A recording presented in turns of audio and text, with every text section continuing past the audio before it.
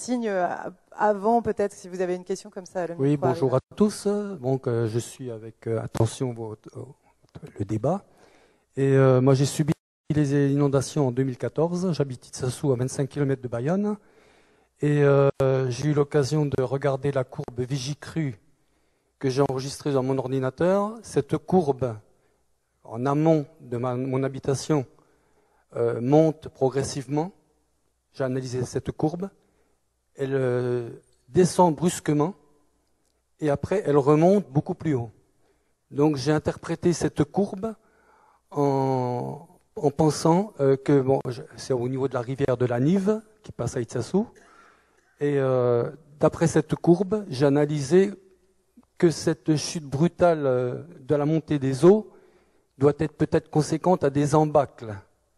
Et ces embâcles, au niveau des rivières, normalement, il y a une loi qui oblige normalement les riverains à nettoyer au niveau des rivières, ça justement dans la deuxième table le lit des rivières. Je remarque que le lit de la Nive a tendance à monter. J'ai un pont à côté de chez moi et je remarque que le lit de la rivière monte régulièrement. Donc pour faire passer un certain nombre de mètres cubes lors de grosses précipitations, je me pose la question, plus ce lit de la rivière, le lit mineur, on parle de lit mineur en été quand il est très bas, mais quand après il monte, il y a des grosses précipitations, je pense que automatiquement ça occasionne des débordements. J'ai constaté au mois de septembre dernier, je fais des relevés de pluviométrie, j'ai remarqué que les grosses précipitations début septembre ont fait monter le lit de la rivière à un niveau que je n'avais jamais vu auparavant. J'ai des points de repère. Et je me pose la question, est-ce qu'on envisage un jour d'entretenir les rivières de manière à faciliter l'écoulement de l'eau quand il y a des grosses averses? Alors monsieur, si effectivement votre question porte sur l'entretien des cours d'eau, je vous propose de la garder précieusement cette question parce que c'est vraiment l'objet de la seconde table ronde. On va vraiment faire le point sur quelle est la réglementation, quel est le rôle de chacun. Donc effectivement, si c'est spécifique à l'entretien, je pense que vous aurez pas mal d'éléments de réponse et je vous propose de réécouter votre question tout à l'heure. Alors, est-ce que super? Oui. Bonjour, merci beaucoup d'être venu. Bon, nous sommes aussi une association de défense des riverains. Quand on voit quand même le rapport GIEC de 2012 qui déjà pour la Nouvelle-Aquitaine annonçait des inondations, on n'était pas dans la tendance actuelle du réchauffement climatique et autres. Et en fait, rien n'a été vraiment fait sur le territoire. Alors c'est vrai qu'on va aborder le sujet dans la seconde table ronde. Mais il n'empêche qu'on est content que pour nous riverains qui vivons depuis 2014 les grandes crues de la Nive et maintenant des crues répétitives, on est ravis que les alertes soient beaucoup plus réactives. C'est vrai qu'en 2014, on avait rencontré monsieur le préfet qui nous avait dit « mais nous, entre l'alerte qu'on reçoit à la préfecture et le retour vers les riverains, il faut compter 1 heure pour que ça passe dans les tuyaux, selon son expression. » Donc, on sent qu'il y a une nette amélioration. Maintenant, l'alerte, c'est pas suffisant, mais on va aborder le sujet, je pense, dans les autres tables rondes. Oui, c'est ça. Après, on verra comment prévenir le risque, comment limiter la vulnérabilité. En revanche, si votre question parle plus spécifiquement de l'alerte, moi, ça m'intéresserait peut-être il y a des élus parmi vous, de savoir justement, est-ce que vous avez connaissance de cet outil d'alerte, puisqu'on va rester là spécifiquement sur la question de l'alerte.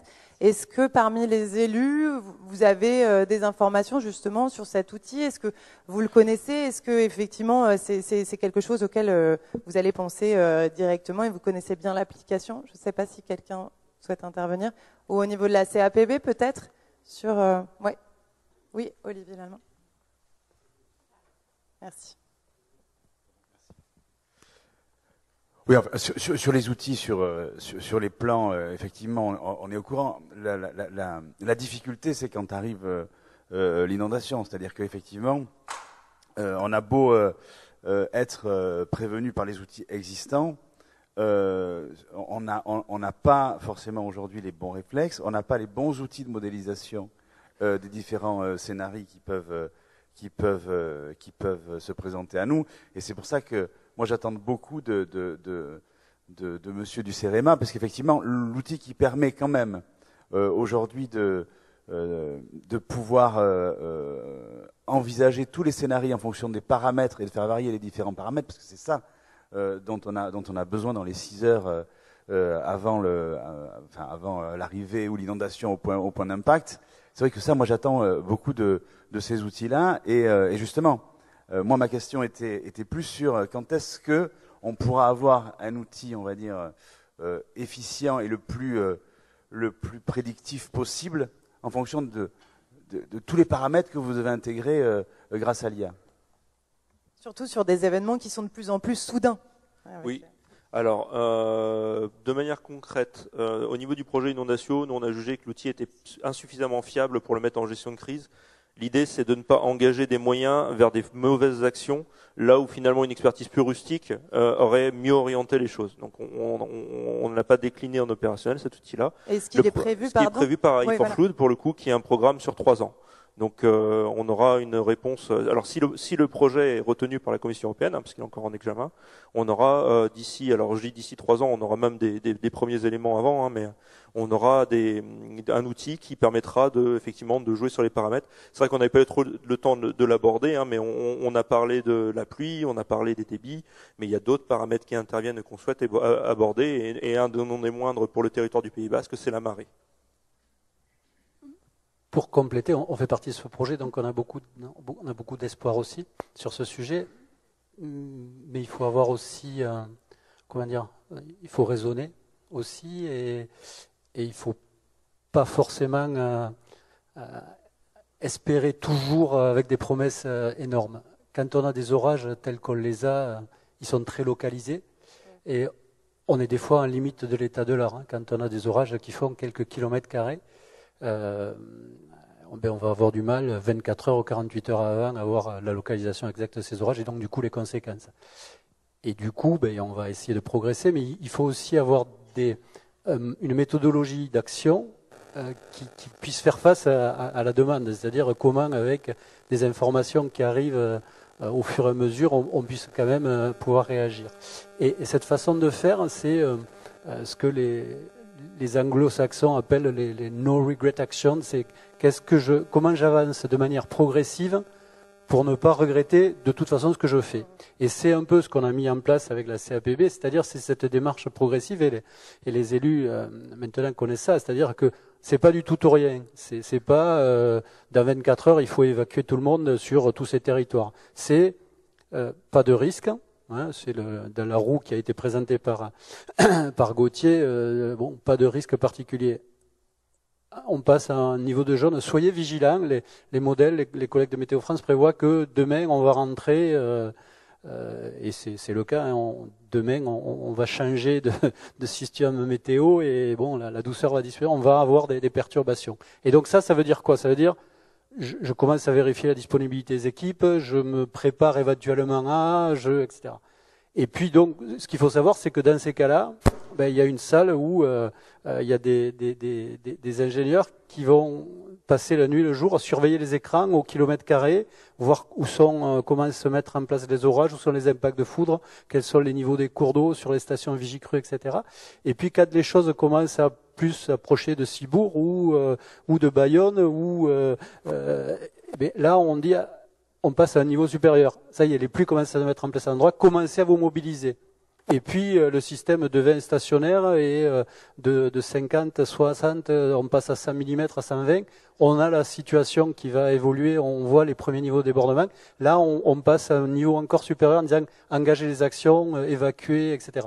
Et c'est cette chaîne progressive qui permet d'éviter la fausse alerte et qui permet du coup de garder la confiance au message. Alors, on va progresser pour affiner, essayer d'envoyer des messages de plus en plus tôt, mais il faut toujours avoir en tête de cette démarche progressive, parce que c'est à l'état actuel de l'état de l'art la seule qui permet d'éviter les fausses alertes et d'être au plus près et au plus tôt en action d'intervention.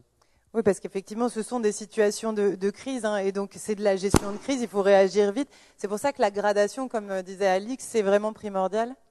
Et oui, tout à fait. Si on reprend par exemple l'événement de cette année qui a connu Saint-Pé-sur-Nivelle en mai 2023, il faut ça, enfin, pour ceux qui ont suivi l'événement, il est tombé quasiment 130 à 140, voire 150 mm sur la commune de Saint-Pé-sur-Nivelle, sous orage, alors qu'à Hendaye et à Saint-Jean, on a eu quasiment que 2-3 mm. Donc c'est sûr qu'on fait face à des événements qui sont très localisés et qui font que forcément il faut pouvoir adapter ces actions à chacun des territoires et forcément c'est des élus qui doivent fortement se mobiliser sur des territoires qui sont soumis à ces événements, alors que sur les territoires à quelques kilomètres, finalement, la situation est plus calme. Donc et ça, vous le constatez, c'est vraiment une tendance que les événements sont de plus en plus intenses, de plus en plus localisés, et donc forcément une difficulté supplémentaire pour prédire, pour prévoir. Alors oui, je laisserai compléter, mais... Non, effectivement, je crois que les projections elles convergent toutes, en tout cas sur la moitié sud de la France. On va vers une intensification de tous les événements. Donc des événements qui seront en volume complet seront pas forcément tellement différents, mais sur des échéances plus courtes, qui vont arriver plus brutalement, avec des changements plus brutaux. Et là-dessus, on n'a à peu près aucun doute sur la tendance. Après, l'amplitude du changement est encore à caractériser. On y travaille, mais en tout cas sur la tendance, il n'y a aucun doute à avoir. Gauthier Laval, vous souhaitiez ajouter? Non, c'est tout à fait ça. C'est ce qu'a aussi présenté Alix en début de table ronde. On a forcément, avec cette température notamment du golfe de Gascogne qui se réchauffe, forcément des épisodes orageux qui sont forcément de plus en plus violents avec cet air chaud et humide qui font qu'effectivement on constate ici aussi il y a des événements très localisés et très violents et les événements de 2018 et 2023 en témoignent.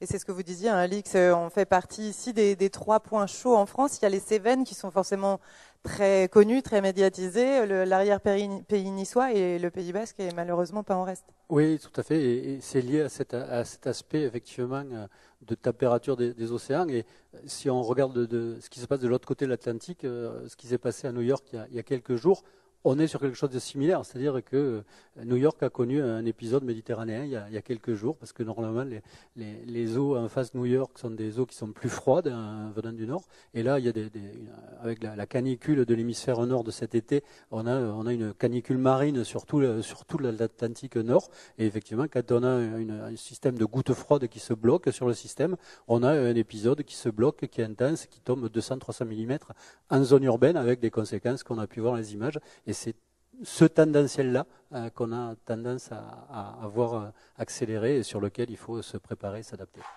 La Méditerranée s'exporte. Mais est-ce qu'on a d'autres questions du public? Oui. Au sujet des alertes, donc en 2014, on a eu des inondations dans la commune. Et je remercie, j'écoute régulièrement France Bleu Pays Basque. Des auditeurs avaient téléphoné à la station pour avertir d'une montée anormale des eaux. Et effectivement, j'ai appelé la mairie par la suite pour les avertir. Ils m'ont dit oui, on est au courant. Par la suite, je me suis démené en long et en large, de manière à avoir des systèmes d'alerte pour les inondations qui soient mis en œuvre. Des élus, j'ai contacté pas mal de personnes. Je voyais que ça bougeait pas beaucoup. Et en cherchant un petit peu dans le catalogue des applications, j'avais trouvé une application qui s'appelle Hydro-Alarme en 2015. Donc je vais faire un déplacement dans l'est de la France.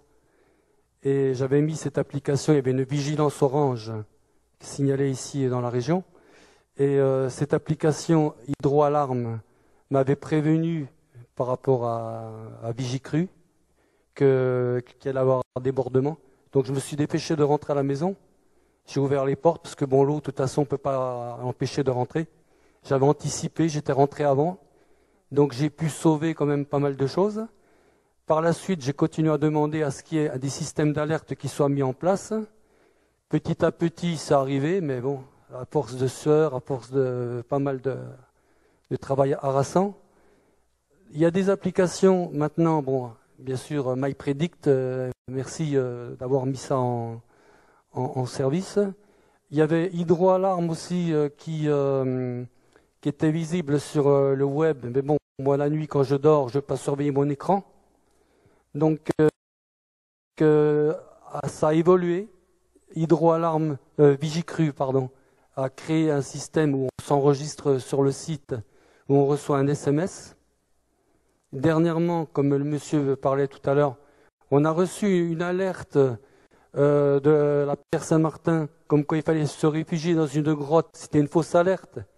Mais quelle joie de voir enfin des systèmes qui préviennent les particuliers.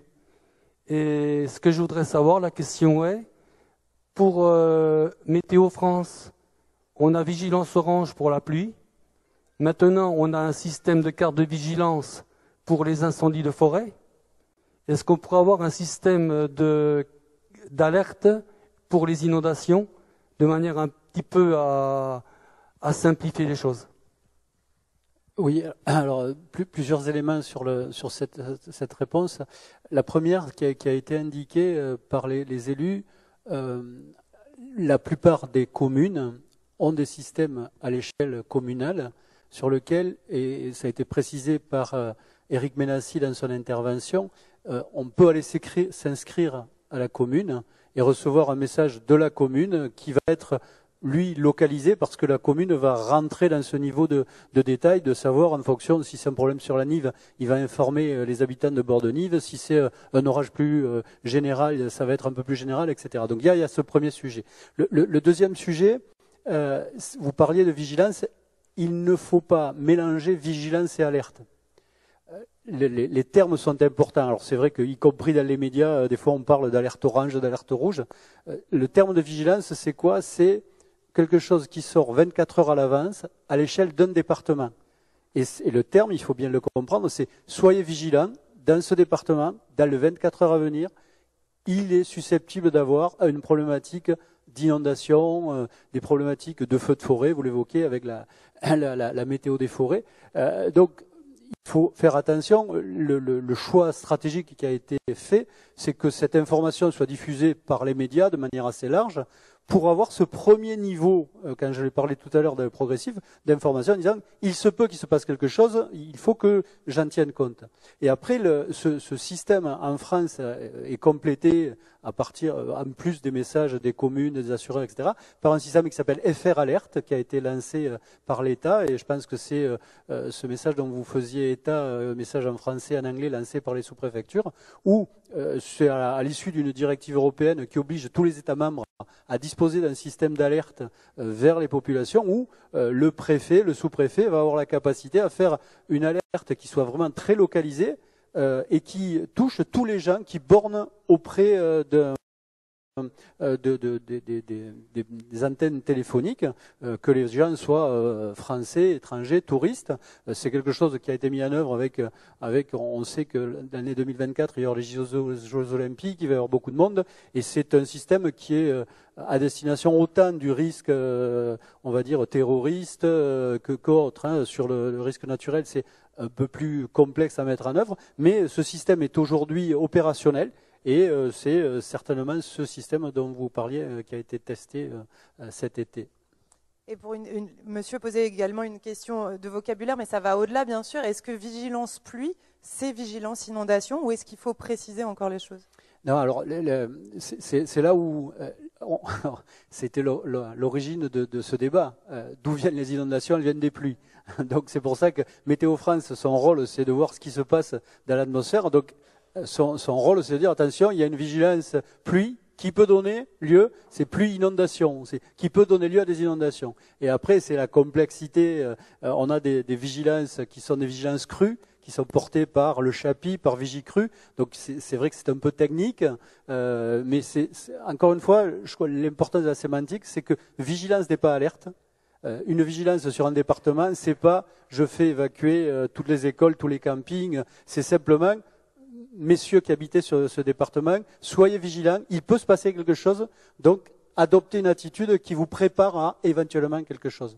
Et ça, c'est un message à retenir. Et alors peut-être une dernière question, mais rapidement, pour les dernières minutes de cette première table ronde. Mais on le voit, il y a beaucoup d'outils et on voit aussi que la population a vraiment cette culture en plus d'aller chercher l'information, de s'intéresser forcément à ce qui est votre quotidien. Votre quotidien, en tout cas quelque chose qui arrive dans vos vies. Est-ce que il y a beaucoup donc d'outils. Est-ce que c'est pas complexe en soi? Et est-ce que ça mérite pas une harmonisation? Et dans ces cas-là, comment on peut l'atteindre? Oui, vous l'avez dit. Est-ce qu'on peut dire trop d'informations tue l'information? Ce qu'on a sur ces dernières années, ce qui est retenu, c'est que, et c'est l'esprit de la loi de modernisation de la sécurité, c'est que le citoyen doit être acteur de sa propre sécurité. Donc plus le citoyen est informé, normalement plus le système fonctionne bien. La seule chose, c'est qu'il faut que ça soit coordonné. Et nous, dans les messages que l'on fait passer aux citoyens, aux particuliers, ça se termine toujours par respecter les consignes des autorités. C'est-à-dire que chacun ne doit pas avoir une attitude qui est indépendante des autres. L'acteur de la sauvegarde au niveau du territoire, c'est le maire. C'est lui qui a mis en place le plan communal de sauvegarde. C'est lui qui connaît les lieux d'hébergement. Et c'est tout ce travail-là, avec les PCS, avec les DICRIM, lorsqu'on reçoit des alertes, il faut arriver à s'informer et respecter ce qui se passe au niveau du territoire pour faire en sorte que justement les actions individuelles rentrent bien dans un processus de mise en sécurité globale. Mais on voit aujourd'hui par l'intensité des questions, des échanges, et ce n'est pas une surprise, que le territoire du Pays Basque est très acculturé à ces questions. Merci beaucoup. Voilà pour la fin de cette première. Pardon, à vous ensuite. La fameuse question sur les entretiens, l'entretien. Alors, je voulais vous faire part aussi d'une autre problématique que l'on a dans notre village. Alors, il y a un pont où il y a le lit de la rivière, le lit mineur, qui a tendance à monter. Et en 2019, en décembre 2019, on a eu un effondrement d'une partie de la berge au niveau de ce pont. Et pour l'instant, il y a des experts qui sont passés, il y a des devis qui ont été faits. Et il y a un trou qui s'est formé au niveau de la route. Dernièrement, il y a eu un mouvement de terrain, il y a eu une société, la Lyonnaise, qui a dû venir parce qu'il y avait une canalisation qui avait rompu. Et la question que je voulais poser, c'est par rapport justement... Bon, effectivement, l'idée est très intéressante de ralentir l'écoulement de l'eau en amont des rivières. Et je pense, au niveau de ce pont, la fenêtre a tendance à se réduire.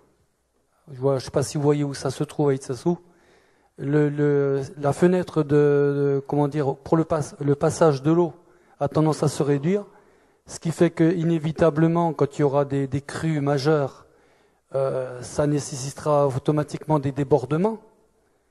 Donc la question, est-ce qu'on pourrait au moins, au niveau de cette fenêtre d'écoulement, l'agrandir de manière à faire passer ce flux quand il y a des grandes inondations, en tenant compte aussi qu'on arrive du côté de Cambo-les-Bains, on a des influences au niveau de la marée qui se font ressentir. Ce qui veut dire que si on profite de la marée basse, quand il y a des grands événements pluvieux, on pourrait profiter de cette marée basse justement pour faire passer un maximum d'eau pour un peu purger la rivière, en attendant que la marée remonte à nouveau puis que ça inonde à nouveau les berges. Donc en fait, oui, faire un entretien un peu ciblé en fonction de chaque secteur, voir effectivement, est-ce que c'est le cas, notamment par rapport à cet endroit? Justement, dans la mission de conseil qui est réalisée auprès des riverains, mais pas forcément, pas que, elle est également réalisée auprès des élus de chacune des communes. Donc on vient également solutionner ce genre de problématiques, notamment pour les ponts qui sont sous-dimensionnés ou surdimensionnés, ça existe aussi. Mais en majeure partie, quand il y a du dépôt, on a aussi... là, notamment sur Itsassou, du sous-dimensionnement. Là, du coup, derrière, on émet un rapport. Donc, à chaque fois, je ne l'ai pas dit, mais dès qu'on intervient, on aura un rapport, que ce soit sur la végétation ou sur de la protection de berge, de l'érosion, où là, derrière, on rétablit un peu les choses en disant, voilà, voici des principes. Il y a des principes à respecter en construction, génie civil, donc que ce soit d'un pont ou d'une protection de berge. On a parfois des investigations complémentaires à faire. Il faut regarder la stabilité des berges. Donc là, ça fait appel à de la géophysique, de la géotechnie, des domaines qui sont un peu externes. Donc parfois, on regarde aussi, on va regarder, il y a des bureaux d'études qui sont là pour ça. Et bien, il va falloir les contacter, leur demander une étude localisée, leur regarder les forces d'arrachement, les forces tractrices qu'on appelle, les forces d'incision du cours d'eau, donc la fluctuation du cours d'eau quand le sédiment va monter ou s'abaisser, donc ça se calcule. Et pour un pont, notamment pour les piles et les culées, on a intérêt à essayer de simuler l'abaissement maximal du cours d'eau pour pas qu'on ait de l'affouillement des piles et que tout tombe lors des crues. Et inversement, vous parliez d'abaissement de la fenêtre du pont, là c'est pareil, ça se calcule aussi pour mettre le tablier du pont par rapport à une crue de référence, une hauteur d'eau maximale au-dessus pour que ça vidange au maximum. Alors là aussi, je vais renvoyer la balle à la DDTM, mais au niveau des ponts, il y a des dossiers de déclaration préalable ou d'autorisation qui sont réalisables, avec une demande qui peut être demandée et formulée auprès des services de l'État. Normalement, c'est au propriétaire du pont à la demander, donc si le pont est communal ou départemental. Au droit du pont, c'est à lui à gérer normalement la partie sédimentaire. Donc du coup, il y a une demande qui doit être faite auprès des services de l'État. Oui. Et là, dans tous les cas, même là-dessus, on vous accompagne, on vous oriente sur la partie réglementaire et on vous aide même à remplir le dossier sur l'eau. S'il y a quoi que ce soit, la DDTM est là aussi également pour y répondre. Peut-être vous souhaitez ajouter quelque chose, Juliette Friedling, là-dessus ? Juste par rapport à ces ouvrages, ces ponts, effectivement, c'est le gestionnaire de la voirie qui est gestionnaire du pont. Donc c'est en premier lieu lui qui doit prendre en charge l'entretien. Donc c'est l'enlèvement des embâcles qui arrivent sur ces piles de pont en premier lieu. Et puis qui doit veiller à ce qu'il n'y ait pas de réduction de la section d'écoulement de son pont. Et puis après, par le passé, on a pu faire des erreurs. On a pu effectivement caler des ponts trop bas et du coup, ils n'ont pas une transparence hydraulique suffisante. Alors, ça peut ne pas être gênant, comme ça peut surinonder des secteurs avec des quartiers habités. Dans ce cas-là, il y a une réflexion plus globale sur la reprise de l'ouvrage à avoir avec le gestionnaire de ce pont. Voilà. Mais c'est souvent les communes ou le département qui gèrent les routes, en fait. Alors, après, ça nécessite l'intervention d'un bureau d'études, un certain nombre une analyse d'incidence. Il faut savoir comment il faut caler le pont. Est-ce que c'est possible ou pas, en fonction du contexte. Voilà. Il y a tout un tas de choses à prendre en compte. Sans doute que pour le détail vraiment spécifique sur le pont dont vous parlez, il y a les agents de la CAPB à qui vous pouvez poser la question aujourd'hui sans problème pour avoir des réponses précises et particulières. Il y avait une question, monsieur, là-bas. Merci. Alors, tout à fait, je vais répondre au niveau agricole, parce qu'au niveau agricole, sur les bords de Nive, il y a beaucoup de maraîcheries, beaucoup de piments, et le système de culture que vous préconisez n'est pas applicable. Donc, je réponds à monsieur Patouille là-dessus, puisque notre cahier des charges de l'appellation nous exige des terres nickel, propres, éventuellement bâchées pour éviter la prolifération des mauvaises herbes. Donc le seul endroit où on peut vraiment laisser de l'herbe, ce que nos producteurs font, ce sont les allées. Voilà. Donc ça, c'était juste une petite remarque. Je vais revenir sur un sujet beaucoup plus important pour nous, riverains, au niveau de notre association La Vigie et Robitzheim, qui comporte des agriculteurs, des artisans, des industriels, des commerçants et des résidents. Alors, nous, on se rend bien compte quand vous dites, je pense, madame, que il y a dû avoir une diapo qui n'a pas été projetée, quand vous dites les rivières sont toutes, l'entretien des rivières dépendent des riverains. Alors, on l'entend sur des petits cours d'eau, mais on sait aussi que la Nive est aussi sur certains tronçons des rivières première catégorie, et c'est vous qui êtes en charge de l'entretien. Et nous, on voit bien que la Nive se bouche de plus en plus, le fond de la Nive est pavé, donc ça veut dire que ça l'imperméabilise, que nous avons des zones d'embâcle qui se multiplient, et évidemment, une rivière, c'est comme un tuyau. Donc, moins le tuyau, le calibre, le diamètre du tuyau est important, plus ça déborde. On le voit sur n'importe quelle eau usée ou eau douce. On a une problématique. Et là, on se rend bien compte, pour nous qui vivons tous les jours au contact de la rivière, qu'elle est en train de se boucher par manque d'entretien. Et là, je parle en tronçons, rivières première catégorie dont vous avez la charge d'entretien. Je parle par exemple d'Itsassou à Bayonne, où la rivière n'a quasiment pas de pente. Donc plus elle se bouche, plus elle se comble, plus évidemment ça déborde. Alors, à travers votre question, en fait, j'entends deux choses, je comprends deux choses différentes. On a vu que l'entretien régulier, ce sont des actions légères. Donc quand vous me dites la rivière, la Nive, à Itsatsu, elle a une section d'écoulement qui est relativement importante, se bouche, on comprend bien qu'on n'est plus dans des opérations d'entretien régulier. En termes de cours d'eau, effectivement, la majorité des cours d'eau sont privés. Il y en a quelques-uns qui ne le sont pas. Ce sont les cours d'eau domaniaux qui appartiennent à l'État. Et c'est souvent l'aval des gros cours d'eau, donc une partie de la Nive, effectivement.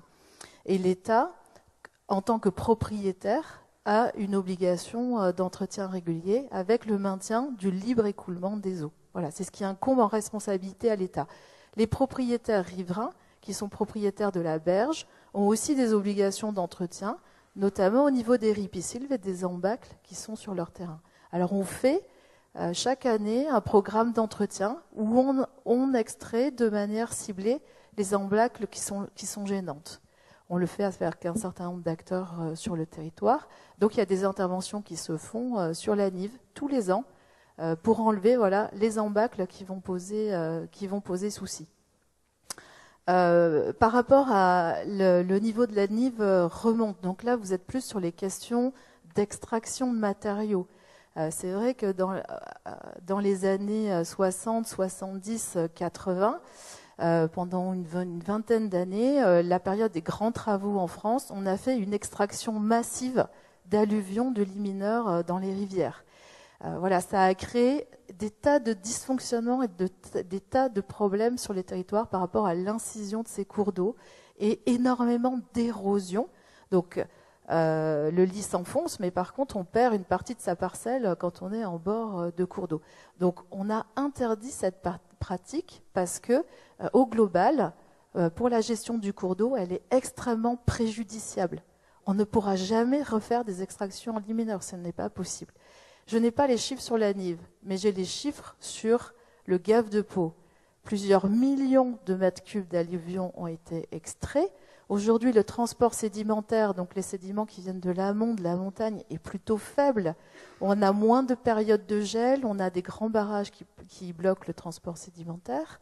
On a calculé qu'il faudrait 600 ans pour combler les trous qu'on avait faits dans les années 70. Donc, on n'est pas sur notre échelle de temps, sur la nôtre. On est, j'espère, sur l'échelle humaine, mais pas la nôtre. Donc, par rapport à comment étaient les rivières dans les années 50, et sur ces grands cours d'eau, Gave de Pau, Gave d'Oloron, Nive, Adour, on a procédé à des extractions en lit mineur d'un niveau tel que nous ne verrons pas la rivière telle que nos grands-parents l'ont vécue. Et d'autre part, la rivière n'est pas un tuyau. La rivière, elle a un lit mouillé, mais après, elle a tout un aquifère, une nappe d'accompagnement, qui est en fait remplie d'eau. Y compris quand on incise, on abaisse les nappes, ça pose des problèmes après pour les captages d'eau potable. Mais la rivière n'est pas un tuyau. Et ce qu'on sait aussi en retour d'expérience, c'est que pour les crues majeures, mais en fait, le niveau de lit mineur ne change rien. La crue majeure, la crue centenale, celle qui va être la plus impactante, le niveau de débordement reste le même. Donc après, il faut apprendre à gérer des crues moyennes.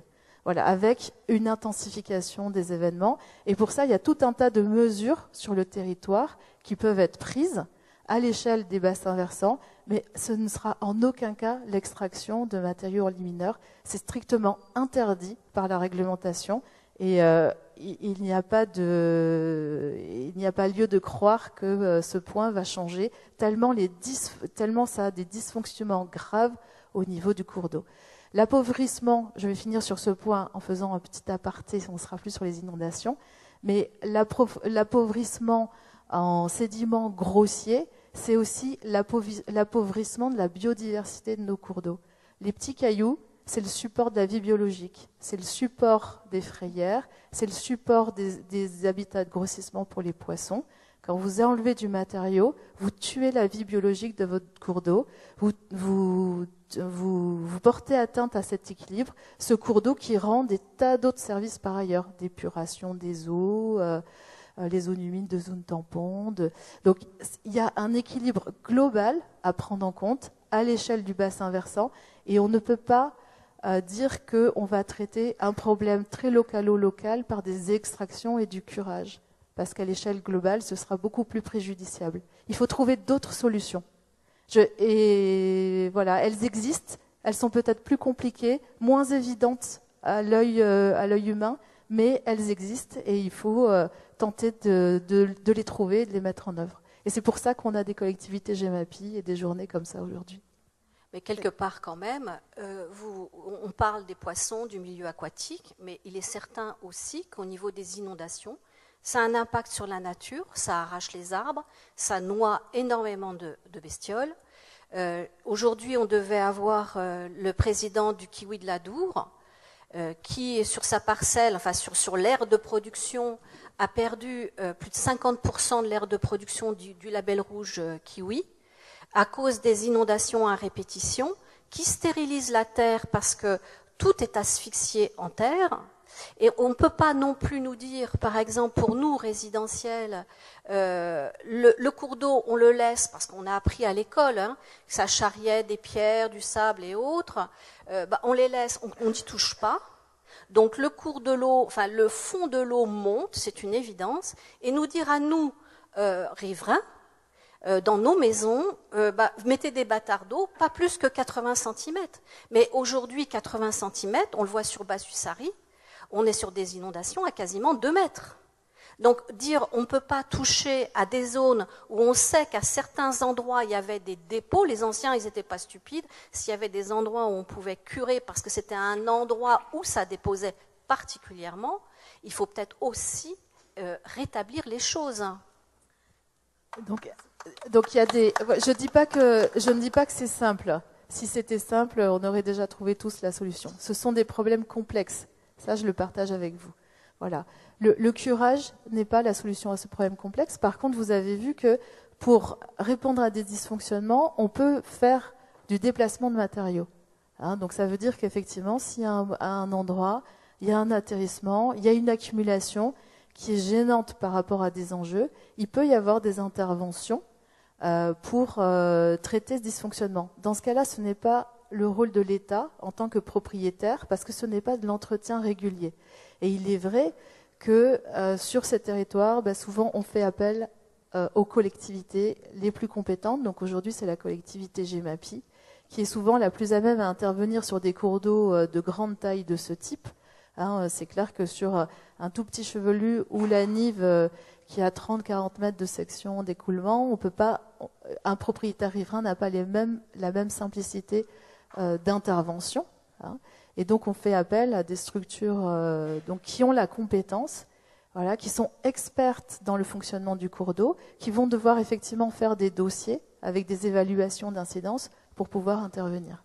Voilà. Mais c'est quelque chose qui doit être réfléchi et qui doit être vu de manière globale. Donc il y a du déplacement possible, mais pas d'extraction. Et peut-être dernière précision avant d'en terminer, mais dans ce genre de cas concret, comment ça se passe? Donc vous faites faire une étude particulière pour justement savoir ce qui est le plus judicieux à faire? Alors justement, j'en ai parlé tout à l'heure du dispositif PAPI. Je ne vais pas empiéter sur la présentation de mon collègue tout à l'heure, mais pour le programme d'action de prévention de l'inondation, il y a plusieurs axes. Et justement, l'axe 1 notamment de ce PAPI est l'outil principal qu'on est en train de mettre en place. Il y a des personnes qui sont corsées dans la salle. On est en pleine étude hydraulique. Donc on a lancé cette étude hydraulique à l'échelle du bassin versant de la Nive. Et notamment l'extraction. Il y a encore d'autres personnes qui sont présentes là, qui ont été interrogées sur le sujet, notamment sur le sujet des gravières. Donc tout ça va être simulé, va être pris en compte. On repart encore semaine prochaine aux archives pour avoir les dernières bribes, les dernières infos là-dessus. Donc tout ça, on va essayer de le simuler. On prend bien entendu en compte tous les éléments, autant des agris qui sont présents autant des riverains là-dessus. Donc sur tout l'historique, il est à en prendre en compte. L'étude historique qu'on met en place dans ce papy, elle est importante, autant sur les crues que sur les pratiques, autant agricoles ou de travaux publics qui ont été réalisés. Donc ça, c'est tout remis dans ce dispositif papy qui est très important. Et donc du coup, cette fameuse étude hydraulique-là, elle va également essayer de répondre du moins à ces réponses. Merci beaucoup pour ces précisions. Merci à vous quatre, les quatre intervenants. Merci beaucoup pour vos présentations, la réponse aux questions. Merci à eux. Et je vous propose de continuer sur l'heure du repas à avoir. Oui, madame. Bonjour, Arguit Arteruti de Cambo. Voilà, tout à l'heure j'ai entendu des mots qui sonnaient dans mon oreille très agréablement, protection de la part du maire, protection de la population, etc., des biens et des personnes. Or, à Cambo, suite aux inondations de 2014 où les thermes avaient été inondés, il y a un projet de digue qui protégerait les thermes, sans tenir compte des gens qui habitent de l'autre côté de la rive. Alors, moi, je voudrais comprendre comment c'est possible. On nous avance que économiquement, il faut sauver les thermes, etc., mais que ce ne soit pas au détriment du lotissement qui est juste en face. Voilà. Merci pour cette question. Voilà. Concrète. Et ma question, c'est est-ce que c'est possible? Est-ce qu'on peut agir comme ça, sans enquête publique? Comment ça va se passer? Vincent, vous souhaitez répondre? Je prends le relais. Oui, donc tout à fait. Donc cette problématique de la digue des thermes de Cambo fait partie intégrante du programme d'action de prévention des inondations de la Nive. C'est alors quelque chose qui est inclus dans le cadre de l'étude hydraulique globale de la Nive que l'on est amené à réaliser, dont Johan ce matin a en charge l'étude.